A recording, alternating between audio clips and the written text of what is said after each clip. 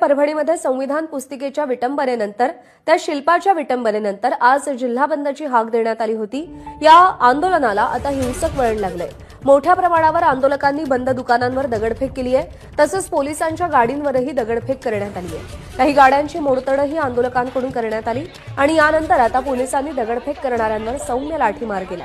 परभणी शहरातील विसावा कॉर्नर परिसरामधील व्यापाऱ्यांनी बाहेर ठेवलेले पीव्हीसी पाईप त्यांचे पेटवण्यात आले।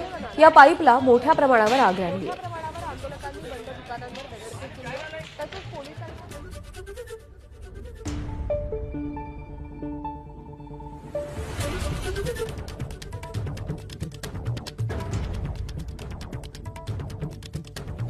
डॉक्टर बाबासाहेब आंबेडकर यांच्या पुतळ्यासमोर असलेल्या संविधान पुस्तिकेच्या शिल्पाची एका समाजकंटकानं विटंबना केली आणि त्याच्या निषेधार्थ आज परभणी बंदची हाक देण्यात आली होती।